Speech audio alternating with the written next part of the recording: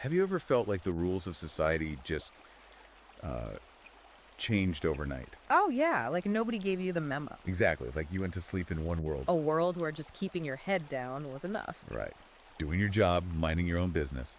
And then you wake up in another world entirely, where your silence is suddenly treated as an offense. It's a jarring feeling for a lot of people. It really is.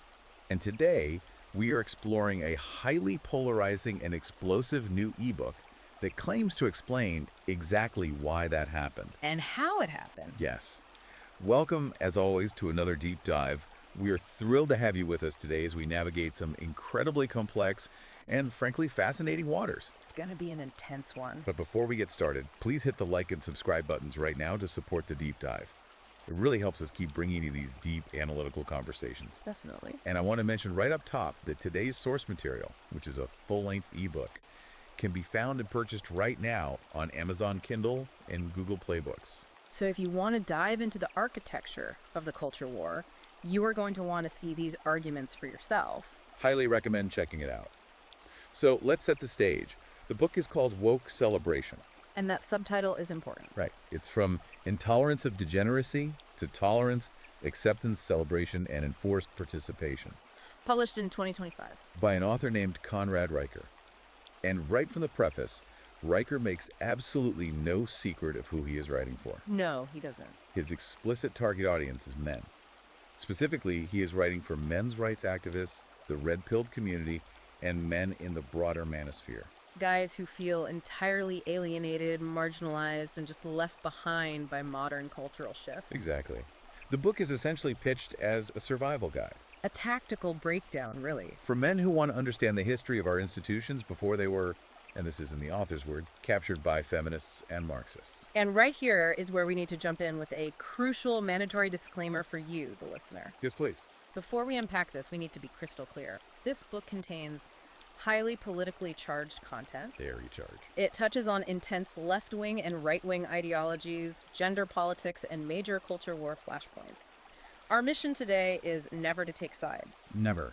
We are impartially reporting on the contents of Riker's book. We are not endorsing these viewpoints, nor are we condemning them. Right. We are simply acting as your guides. Just helping you understand the arguments, the historical tracing, and the specific ideas exactly as the author presents them to his intended audience. Okay, let's unpack this. Because the overarching premise of Riker's book is highly systematic. And he's very methodical. He argues that society didn't just accidentally drift into these current cultural norms. It wasn't a natural, organic evolution of empathy over time. No. Instead, he claims we were pushed through a very specific, highly engineered pipeline. And the stages of that pipeline are right there in the subtitle. Let's walk through them. It starts with tolerance. You're asked to just tolerate something different. People live how they want to live, Right. Then it moves to acceptance. where you have to accept it as morally and socially equal to traditional norms. Then it shifts to celebration. You must actively cheer for it, designate months to it, fly flags for it. And finally, the stage he says we are in right now, enforced participation. What's fascinating here is how Riker declares that neutrality is dead, The idea that you can just opt out. gone. In this new paradigm, he argues, you are no longer allowed to simply say, I don't care, I'm just going to focus on my own life. Silence is now actively treated as violence. Yes. And opting out of the celebration is treated as bigotry. The absence of enthusiastic participation is viewed by institutional structures as a direct threat to the culture. Let's look at how he illustrates this, because he uses specific examples that really ground the theory. The first one that stood out to me is what he calls the case of Dave the janitor. Oh, the mop closet case. Yes. According to the text, Dave was a blue-collar worker at an elementary school in Ontario. Riker describes him as a guy who just wants to clean the floors, collect his paycheck, and go home to his family. Sounds pretty standard. But Dave gets fired. Fired. And the reason? He refused to decorate his mop closet with pride flags. Not a classroom. Not a public hallway where students gather. A mop closet. And this is where Riker's analysis gets into the mechanics of institutional power. You might ask, why does the school board care about a mop closet? Right. Who's even looking in there? Exactly. Riker argues that the mop closet represents the last bastion of private, unmonitored thought for that employee. Wow. The administration didn't need the closet decorated for the students' benefit. They needed Dave's submission. The act of forcing him to decorate his private workspace is an exercise in breaking individual autonomy. Precisely. When he refused, he didn't just break a decorating rule, he committed the heresy of non-participation. It makes you wonder about the labor dynamics there. I mean, 10 or 20 years ago, wouldn't a labor union have immediately stepped in? You would think so. They'd protect a blue-collar worker from being fired over a political decoration. That's a vital piece of the puzzle Riker addresses. He argues that traditional labor unions, which used to focus entirely on class struggle, wages, and worker protections, have been entirely captured by the same ideological framework. So they changed their focus. Completely. In his view, union leadership has traded class advocacy for identity politics. So when Dave is fired, His union doesn't see a worker being exploited by management. They see an ideological dissident who is making the workplace unsafe through his lack of celebration. the shield that was supposed to protect him is now part of the sword. It's a total inversion. That represents a significant structural shift in how workplace protections operate. And Riker builds a massive catalog of these instances to argue this isn't an isolated HR glitch. It's a systemic feature. Right. He points to a San Francisco salon owner in 2021. This is a 68-year-old Vietnamese grandmother. She had run her small nail salon for 25 years. Under a specific city ordinance for 124 or 21 small businesses were required to display pride flags. So face a fine. A fine of $500 a day. To understand the legal justification here, Riker points out how the city utilized bureaucratic loopholes. Now so. The ordinance was framed under community cohesion and anti-discrimination mandates. Okay. When the salon owner refused, stating she serves everyone and doesn't care who they love, but she didn't come to America to be forced to fly symbols she doesn't understand. The city didn't back down. Not at all. She was fined $1,500 in 3 days and officially labeled a hate actor. Let's pause on that phrase, hate actor. How does a grandmother giving manicures suddenly get legally classified as a hate actor? Riker explains that the definition of hate has been fundamentally redefined by these institutions. It's not about malice anymore. No. Hate no longer requires an action of malice or denial of service. Under this new framework, hate is defined as the refusal to affirm. Just opting out. Yes. Because she wouldn't fly the flag, her neutrality was processed by the municipal code as an act of hostility. Which brings us to another municipal example he uses. Austin, Texas in 2023. City employees were mandated to attend pride events. And if you didn't show up, You faced disciplinary action. Riker points out that absence was officially categorized as hostile workplace behavior. the logic being if you don't celebrate, you are discriminating. If we connect this to the bigger picture Riker is painting, he is saying that the enforcers of this new order have completely inverted Title VII workplace protections. Title VII was originally designed to ensure you couldn't be fired for your race, religion, or sex. It was a shield. Riker argues it has been turned into a weapon to strip away the concept of individual conscience. He specifically notes that many of these penalized employees are men. Blue-collar workers, maintenance staff, clerks. Men who are suddenly caught in an ideological purity test that has absolutely nothing to do with their actual job competence or how they treat their peers. So if the workplace and local governments are enforcing this, the natural question you have to ask is, how did we get here? How did the institutions flip so completely? From demanding neutrality to demanding celebration. Riker spends a massive portion of the book tracing this back to its intellectual roots. He doesn't just blame social media. No, he traces it back to Karl Marx, Georg Wilhelm Friedrich Hegel, and the Frankfurt School. This historical tracing is central to the book's thesis. Riker wants his readers to understand that this isn't a new phenomenon. It's not just a trend. It's a century-old architectural blueprint. He traces it back to a very specific intellectual movement known as critical theory. I think we need to slow down here and really define critical theory. It's a term that gets thrown around a lot in the media, It does? but Riker uses it very specifically as the weaponized offspring of Marxist thought. How does he explain it to the reader? The best way to understand how Riker explains it is to use a simple analogy. Think of traditional theory, like the scientific method or classical liberalism, as trying to understand how a car engine works. Okay, so you study the parts. You figure out how combustion creates momentum, and you try to make the engine run more efficiently. Makes sense. Critical theory, which was refined in the 1930s by intellectuals of the Frankfurt School like Theodor Adorno, Max Horkheimer, and Herbert Marcuse. Right. It doesn't care how the engine works. What does it care about? Critical theory only cares about who gets to drive the car and who is forced to sit in the trunk.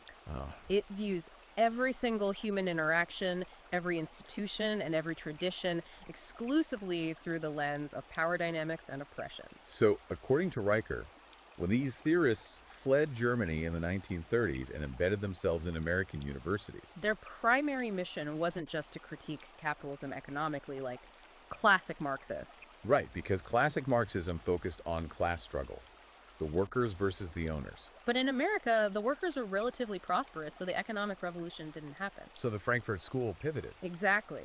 Riker argues they shifted the focus from economics to culture. Their goal became to dismantle all traditional structures. The nuclear family, religion, objective truth, biological realism. Because they viewed these traditions as the oppressive mechanisms keeping the egalitarian utopia from taking root. And the engine driving this continuous dismantling is something called the Hegelian dialectic. Right. The Hegelian dialectic is essentially the process of thesis, antithesis, and synthesis. Let's break that down for everyone listening. Sure. You have an established societal norm, let's say the traditional nuclear family. That is the thesis. Okay. Activists then introduce a radical opposing concept, the antithesis. For example, the idea that the nuclear family is inherently oppressive and should be abolished. And the resulting conflict between the traditional norm and the radical new idea forces a resolution. That conflict forces society to compromise and create a new normal, which is the synthesis. Precisely. Riker argues that this continuous cultural friction is being intentionally engineered. It's not an accident. Activists are introducing increasingly radical concepts not because they expect immediate 100% acceptance, But because the resulting societal friction inevitably drags the center further toward their ideological goals. they establish a new synthesis and then immediately introduce a new antithesis to pull society even further. As Riker puts it in the book, tomorrow's radical becomes today's librarian. It's a slow, deliberate march. But the most crucial architect in Riker's historical breakdown seems to be Herbert Marcuse. Yes. He wrote an essay in 1965 called Repressive Tolerance. And Riker treats this essay as the literal operating manual for modern cancel culture. It is the absolute cornerstone of his argument regarding how society shifted from tolerance to enforced participation. What is the core argument of that essay? In 1965, Marquise argued that in order to achieve true liberation, society must stop tolerating the dominant traditional cultural norms. So stop tolerating the status quo. Exactly. In Marcuse's view, allowing conservative, traditional, or right-wing speech actually suppresses freedom because it upholds that oppressive status quo. So what's the solution? Marcuse claimed that a genuinely free society must suppress right-wing speech and only tolerate speech that aligns with progressive liberation. It's an inversion of the classical liberal idea of free speech. Completely. Marcuse openly advocated for intolerance against movements from the right and tolerance of movements from the left. And Riker argues that this exact philosophy has jumped from 1960s academic theory directly into the boardrooms, human resources departments, and universities of today. You are allowed to say anything as long as it aligns with the revolution. And if you step outside that script, you are purged. The book points to the case of James Damore, the software engineer at Google, to illustrate this. Back in 2018, Right. Damore wrote a 12-page internal memo exploring whether biological differences in personality traits might partially explain why fewer women choose to work in certain high-stress tech roles. and Riker is careful to note that Damore wasn't ranting. No, he wasn't using slurs. The memo was heavily cited with peer-reviewed psychological and biological studies. But the response from Google wasn't to debate his scientific citations. They fired him for perpetuating gender stereotypes. Riker points out the institutional hypocrisy here. He notes that Google simultaneously runs internal training sessions teaching that male energy is toxic. And that traditional masculinity is an oppressive social construct. So they are perfectly fine making broad generalizations about gender, provided it targets men. Which is pure Marcuse in action, according to Riker. Only the liberating speech is tolerated. The traditional or biological reality is suppressed as a threat to workplace safety. Riker takes this even further, looking at the U.S. military. He cites a 2021 directive from the U.S. Army, warning soldiers that believing in biological sex could be considered a sign of extremism. specifically the idea that men and women are fundamentally biologically different and have different physical capabilities. When the military itself, an institution built entirely on physical reality, lethality, and objective metrics, begins treating basic biological realism as a radical threat, Riker argues you are seeing the total institutional capture by the Frankfurt School's virus. it's a profound claim. He's asking the reader to recognize that these incredibly dense, esoteric academic theories from the 1930s through the 1960s, The ideas of Marcuse, or later theorists like Michel Foucault, Judith Butler, and Kimberly Crenshaw. they haven't just stayed in the sociology departments, they have somehow become the literal operating manuals for modern human resources departments. So if the academic world birthed these ideas, how did they take over corporate America? That brings us to the next major pillar of Riker's argument, the corporate two. Here's where it gets really interesting.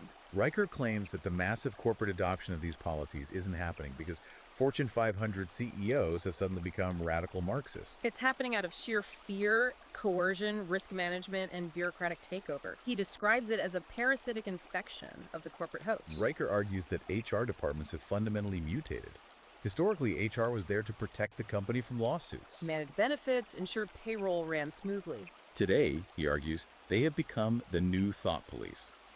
He cites data showing that diversity, equity, and inclusion DEI programs are now mandatory in 85% of Fortune 500 companies. But instead of fostering fairness or protecting workers, these bureaucracies act as ideological enforcers. They prioritize rigid compliance to woke dogma over actual competence, merit, or productivity.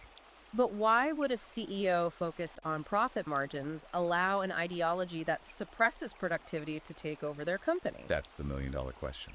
Riker explains this through the lens of corporate liability shield. Liability shields. In an era where a single viral tweet accusing a company of being non-inclusive can wipe billions off its market cap, corporations use DEI departments as a shield. The CEO doesn't necessarily believe the ideology. Right.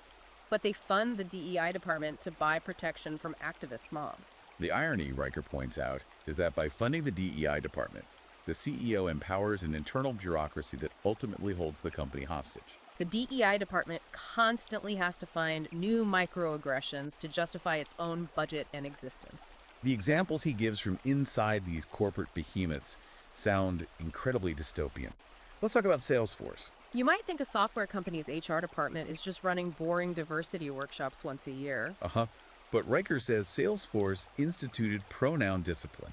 They actually have HR auditing internal Slack messages. If you use the wrong pronoun in a casual chat with a coworker, you are reported to internal inclusion officers. And the consequences aren't just a slap on the wrist. We're talking demotions, loss of performance bonuses, and mandatory re-education seminars. Riker quotes a software engineer who told him, "I debug code for a living.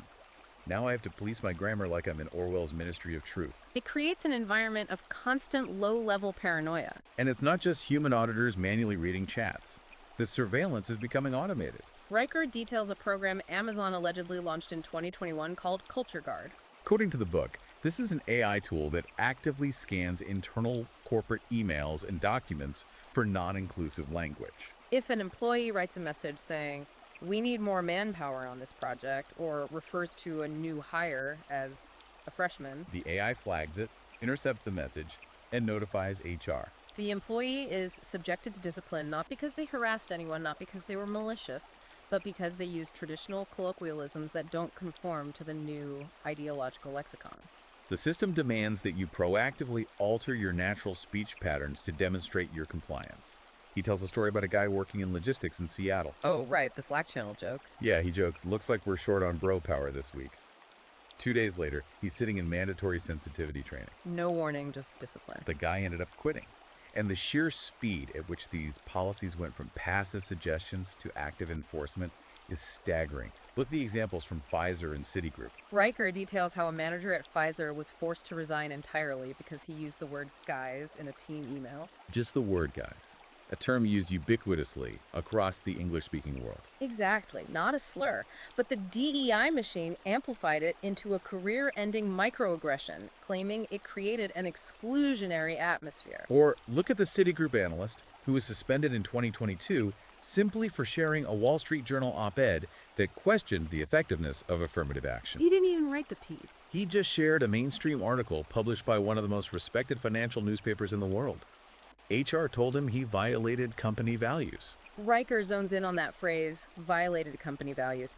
He argues it is the new ultimate trump card. It supersedes facts, it supersedes evidence, and it certainly supersedes debate. It allows corporations to fire high-performing individuals without ever having to justify the firing on the basis of job performance. Riker points out that this environment creates a profound chilling effect, specifically targeting men, his primary audience, who traditionally value merit, objectivity, and straightforward, unfiltered communication. And on the flip side, if you want to succeed, compliance is actually gamified. He notes that LinkedIn now offers activism badges for users who post pro-DEI content. It turns professional networking into a digital virtue signaling competition, rewarding performance art over actual professional performance. So what is the macroeconomic result of all this?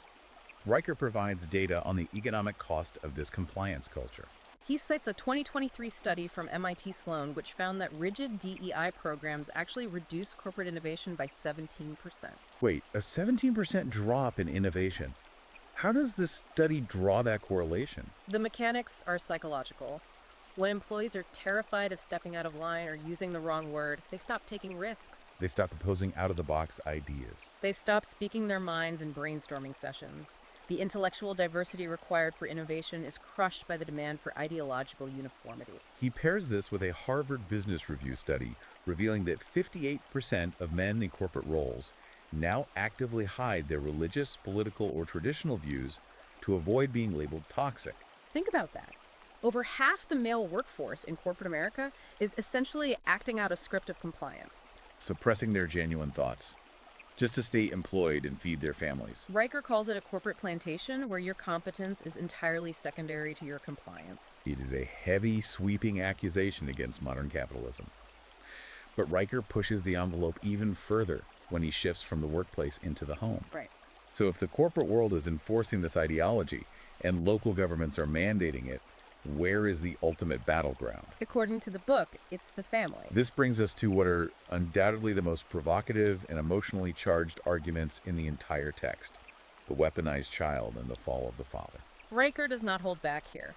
His thesis is that the ultimate endgame of this cultural revolution, going back to the Frankfurt School's goals, is the complete dismantling of the nuclear family. Why? Because the traditional family, with a mother, a father, and children insulated by their parents' values, is the greatest bulwark against state control and ideological indoctrination. It is an independent power structure. To break society, he argues, you have to break the family. And to break the family, you have to replace the father with the state. He goes straight after cultural flashpoints like Drag Queen Story Hour or DQSH. Now, to a lot of people in the mainstream, this is just presented as a quirky, progressive community event promoting reading and tolerance. But Riker views it through a much darker lens. He sees it as a highly calculated psychological operation aimed directly at toddlers. He points out the institutional backing of these events. In 2019, the American Library Association officially sanctioned DQSH, calling it a celebration of diversity. But Riker asks his readers to look at the actual content of what is being presented to children. He analyzes a video of a performer in Portland named Pizzazz, who is recorded telling 5-year-olds that boys can be princesses too. Handing out glitter wands. And explicitly telling them, if you feel like a girl inside, you are a girl. Riker frames this not as storytelling, but as aggressive gender ideology being smuggled into early childhood development under the guise of basic literacy. He applies the Frankfurt School lens here again, arguing that this is exactly how you erode tradition, by saturating the culture until the radical becomes routine. He specifically highlights another DQSH host who goes by the stage name Mistress Velvet. According to Riker's research, Mistress Velvet proudly identifies as a queer anarchist who actively advocates for the abolition of the nuclear family in their personal writings. Riker's point to his audience is clear.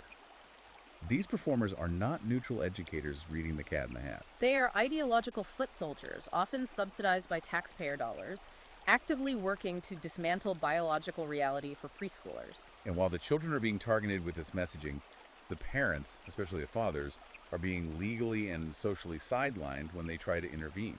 The book details how the state is increasingly acting as the mother, stepping in to override parental rights under the guise of child safety. He brings up a chilling example regarding Canada's Bill C6. Yes. According to the book, a father in Toronto was fined $10,000 simply for suggesting that his 14-year-old child see a licensed psychologist about gender dysphoria before pursuing medical transition. A $10,000 fine for wanting a second medical opinion for a minor. How did the state legally justify that? Under the framework of the bill, the state categorized the father's caution as conversion therapy and harmful resistance to the child's identity. The state effectively decreed that it knew better than the father how to protect the child. It is the criminalization of parental concern. He gives another harrowing example, this time from Florida, where Child Protective Services launched an investigation into a mother. Her alleged crime. She read a Bible story to her child that included the line from Genesis, male and female, he created them. Under the state's emotional harm statutes, activists reported her, and reading biological essentialism from religious scripture was treated as potential psychological trauma warranting state intervention. Riker uses this to show that the state is attempting to sever the transmission of traditional values from parent to child. He also looks to Europe, noting a case in France where a court ruled a father must continue paying child support even after his name was entirely erased from the child's birth certificate. Replaced with the bureaucratic, gender-neutral term Parent A. The state erased his identity as a father, stripped him of his patriarchal title, but kept him on the hook as a revenue stream.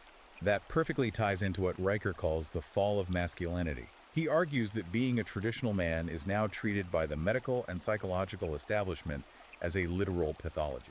This is a massive point for his target demographic. He quotes the American Psychological Association. In 2021, the APA issued formal guidelines declaring that traditional masculinity is objectively harmful. Let that sink in for a moment. They weren't just criticizing toxic masculinity, which is a debate about abuse and aggression. They explicitly targeted traditional masculinity. The drive to protect, provide, be stoic, be self-reliant. To suppress emotional outbursts in a crisis.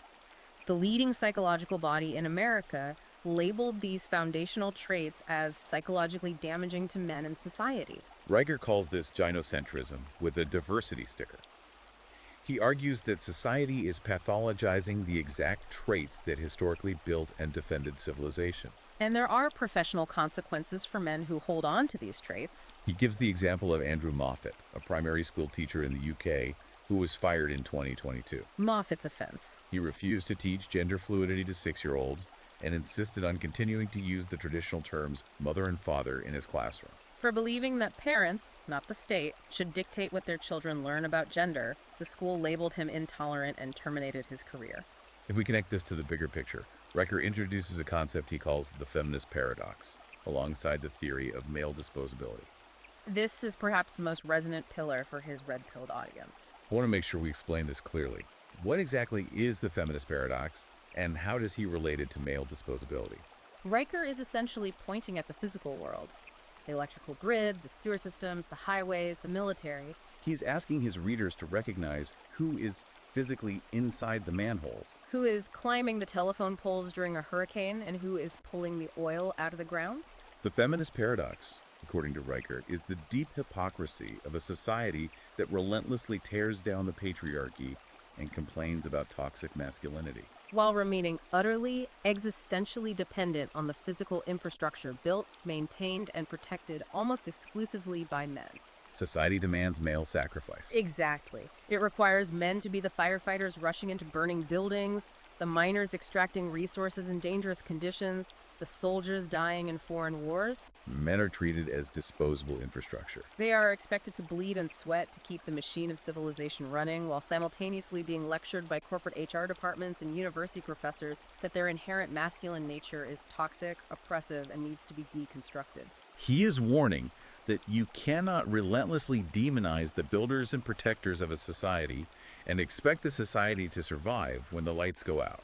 It's a sobering argument. But if this ideology is so counterintuitive, and if it alienates the very people keeping society running, how does it maintain its grip? How does it enforce this total society-wide compliance? According to Riker, the answer is found in controlling the language, capturing the media, and setting what he calls the empathy trap. This is where Riker leans heavily into George Orwell's concept of newspeak from the novel 1984. Orwell warned that if you can control the language, you control the boundaries of human thought. If you eliminate the words necessary to conceptualize rebellion or biological reality, then rebellion becomes literally unthinkable. Riker argues that the woke machine has weaponized language to shrink our conceptual reality and force compliance before a thought is even fully formed. He has some jaw-dropping examples of this language virus in action. Let's look at the Seattle therapist he mentions who was hit with a $5,000 fine by the state medical board. Why? Because the therapist used a client's legal birth name in their private session notes. The name on the client's actual birth certificate. By using the legal name instead of the client's newly preferred name, the state declared the therapist had caused psychological harm. And this extends from legal fines to the standardization of communication. He points out that the Associated Press, which is the gold standard for journalism formatting globally, officially mandated the use of the singular they for non-binary individuals in all reporting. Riker argues this forces writers to violate basic grammar and biological reality in the name of ideological appeasement.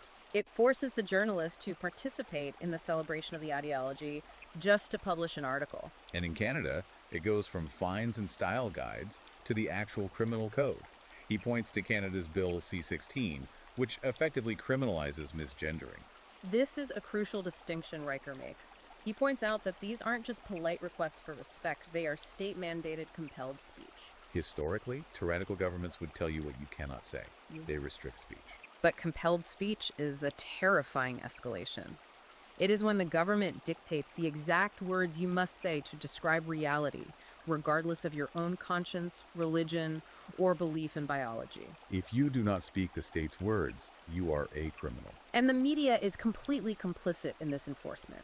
Riker calls it media activism. He points out how the media has shifted from objective truth-seeking to blatant ideological enforcement. Take Canada's Bill C-18. This law essentially forces tech platforms to pay media outlets for linking to their content. Riker views this as a state-sponsored bailout for legacy media, ensuring that government-approved narratives are financially propped up, acting as a propaganda arm. But the internal directives of these media companies are even more revealing than the laws. Yes, he references a leaked 2021 directive from CNN. According to the book, this internal mandate ordered newsrooms to amplify LGBTQ+ voices in 80% of human interest stories. Think about the sheer scale of that metric, 80%. It's massive. That means if a reporter is covering a local bake sale, a high school sports achievement, or a community charity event, they are institutionally mandated to find and inject a specific identity politics angle, regardless of its relevance to the actual event. Broker says this proves they are no longer journaling events as they happen. They are manufacturing a curated ideological narrative.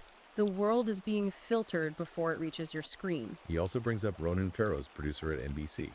In 2022, this producer was fired not for incompetence, but because she dared to question the sourcing and facts in a profile about a transgender athlete. She demanded basic journalistic evidence and corroboration, and for acting like a traditional journalist, she was purged and immediately replaced by someone who wouldn't ask uncomfortable questions. Obedience over accuracy. But here is where Riker introduces a truly fascinating psychological concept to explain why the public accepts this. He calls it the empathy trap.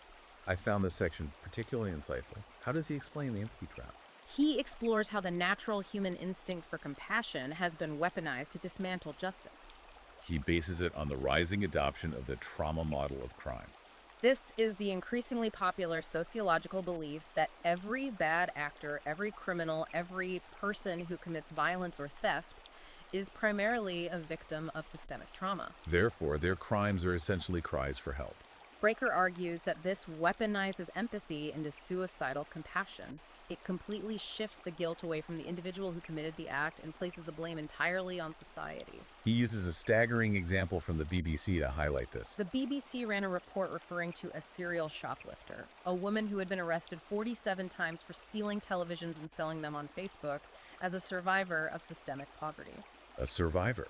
She wasn't surviving a natural disaster or a war zone. She was actively committing dozens of felonies and fencing stolen goods. And by labeling her a survivor, Riker argues, the media completely absolves her of individual moral agency. If society is to blame for her actions, then everyone else is guilty and the criminal walks free.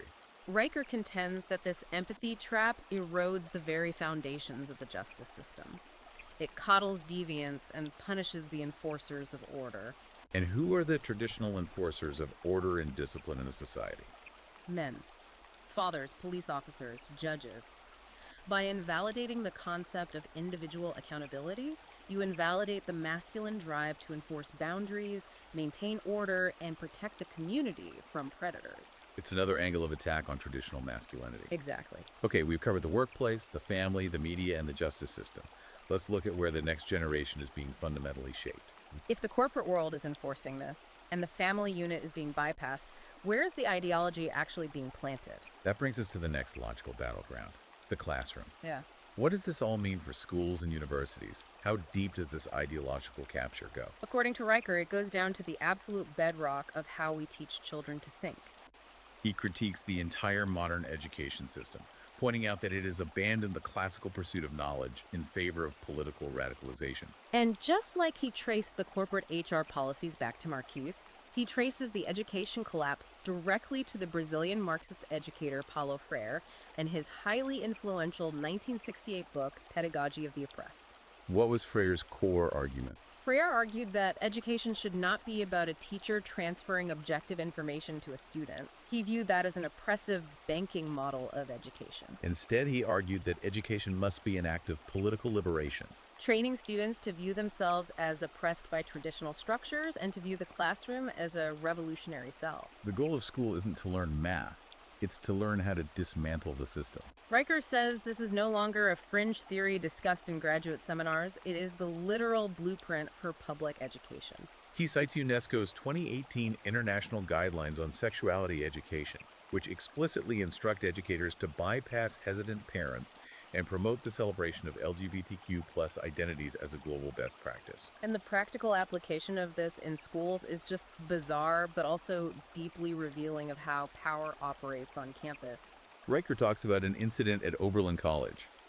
Students literally demanded the school ban ketchup from the dining hall. Why?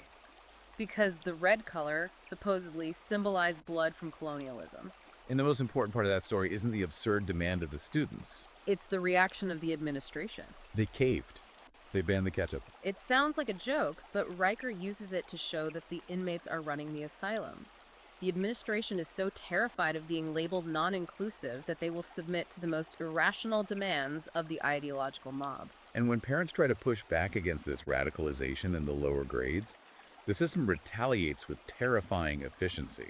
He details the situation in Loudoun County, Virginia. When parents started attending school board meetings to demand transparency about radical curriculum changes and explicit books in the library, the school district didn't listen to them or treat them as constituents. Instead, they hired a parent equity liaison. And what was the function of that role?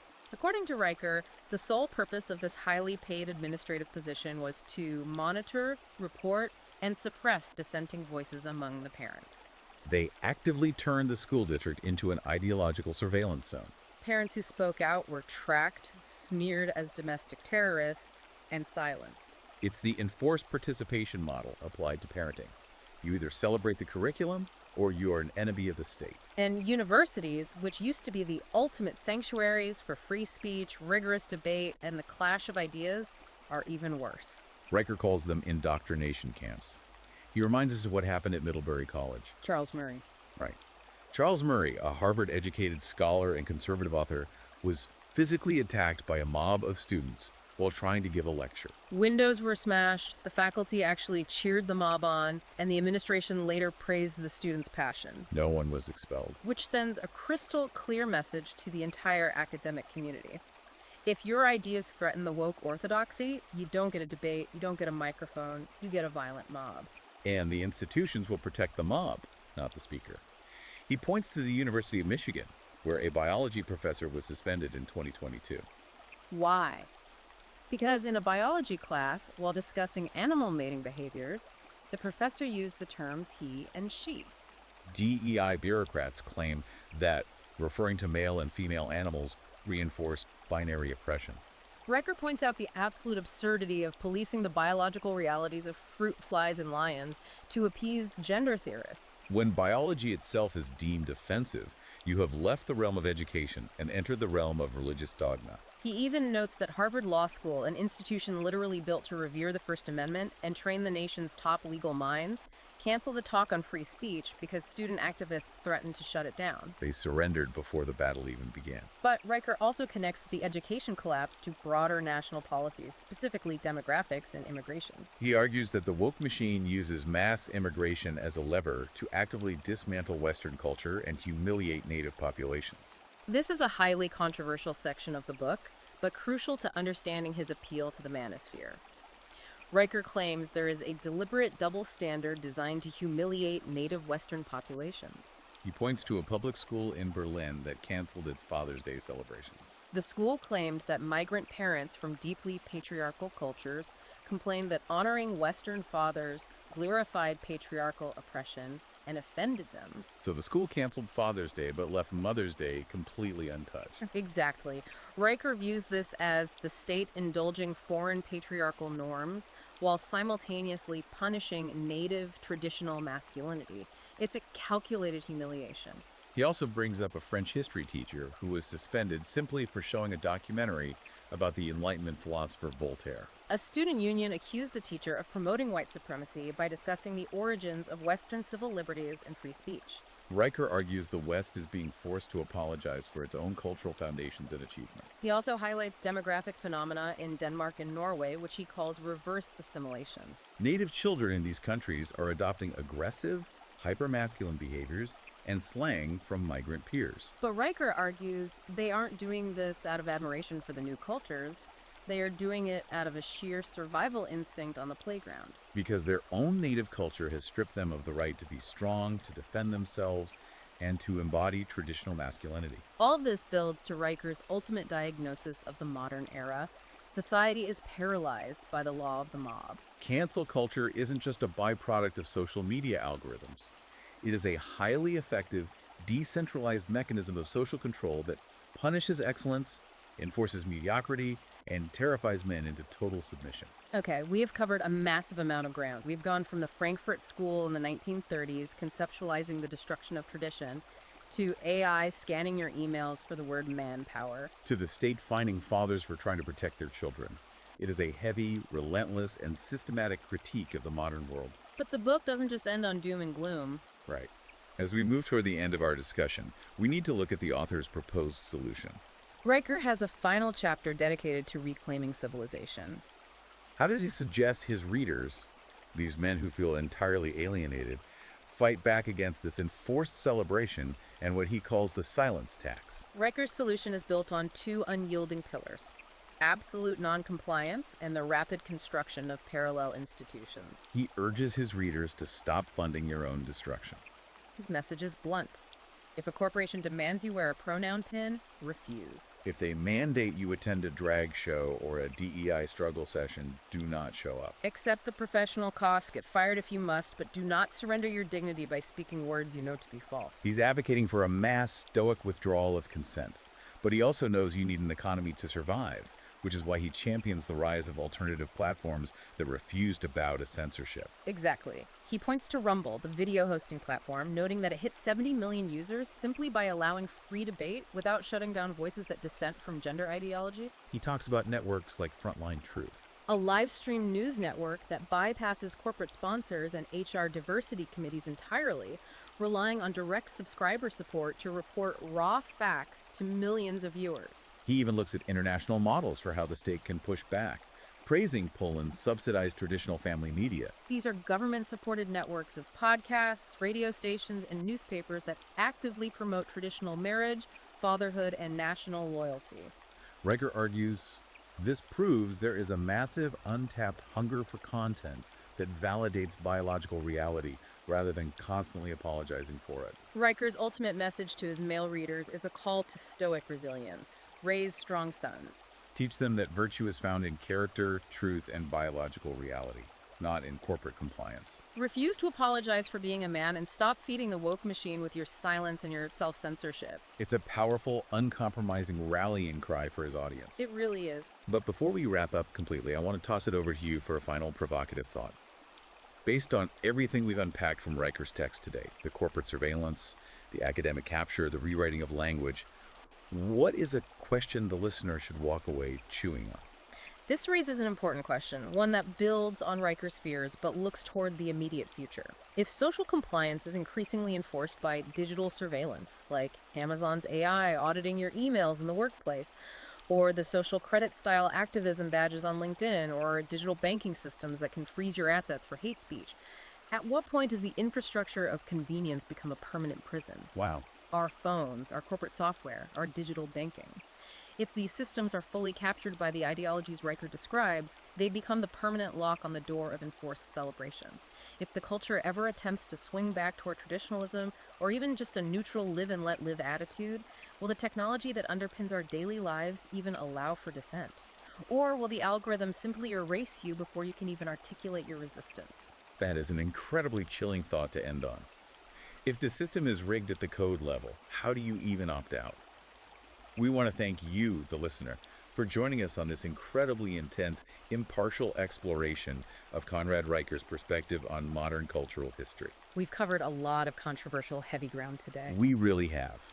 And we hope this deep dive has given you a comprehensive understanding of the architectural blueprints shaping this side of the cultural divide. Absolutely. Before you go, please make sure to hit that like button and subscribe to the show so you never miss a deep dive. And if this conversation sparked your curiosity, or if you want to read these arguments in their full, unfiltered context, you absolutely need to check out Amazon Kindle and Google Play Books right now to buy the ebook. The arguments are dense, they are provocative, and they are worth examining directly. And if you want to hear more directly from the author, you can follow him at Conrad N. Riker on Substack. He also has his website, conradnriker.com, and you can find him on Twitter at Conrad Riker, and on YouTube at Conrad N. Riker. Thank you again for being with us. Keep questioning, keep learning, and keep diving deep. We'll see you next time.